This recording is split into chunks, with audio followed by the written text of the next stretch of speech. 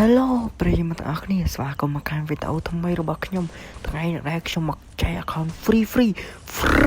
អ្នកគ្នា free ជួបសិនអ្នកគ្នាខ្ញុំមានលក្ខខណ្ឌអ្នកគ្នាត្រូវធ្វើតាមលក្ខខណ្ឌខ្ញុំអ្នកគ្នាដោយទី1អ្នកគ្នាកុំភ្លេចចុច Subscribe ដោយមានអក្សរខ្មែរពាក្យថាជីវរួចហើយចុចទៅលើសញ្ញាកណ្ដឹងនឹងម្ដងទៀតហើយចុចទាំងអស់ហើយពេលដែលខ្ញុំផុសអីទៅអ្នកគ្នានឹងទទួលបានវីដេអូនឹងភ្លាមហ្មងហើយអ្នកទាំងអស់គ្នាកុំភ្លេចជួយចុច like ម្នាក់មួយផងអ្នកគ្នាដើម្បីបានឲ្យកម្លាំងចិត្តមកខ្ញុំហើយកុំភ្លេចបញ្ចេញមតិនៅខាងក្រោមនឹងម្នាក់មួយផងអ្នកគ្នាបញ្ចេញមតិអីក៏បានដែរតើសោយយំឬអញញឹមមិនក៏បានដែរអ្នកគ្នា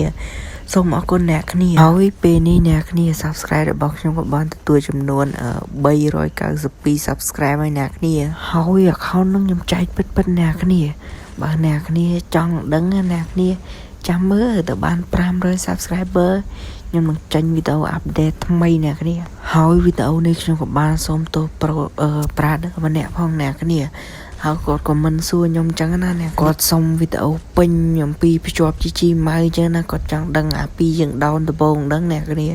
ខ្ញុំមិនដឹងដែរអ្នកគ្នាប្រហែលហើយដោយសារតែជីជីម៉ៅនឹងភ្ជាប់ដំបងវាបាក់ភ្ជាប់តែ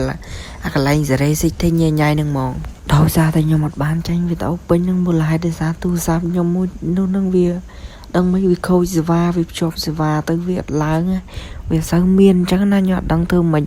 វា slow ទៅចូល GG មកអត់កើតប្រាក់ដែរខ្ញុំពិតជាសុំទោសមែនតើអញ្ចឹងហើយវីដេអូក៏មានតែប៉ុណ្្នឹងដែរបាយជម្រាបលាតែបើចង់បាន account កុំភ្លេចចុច like ហើយ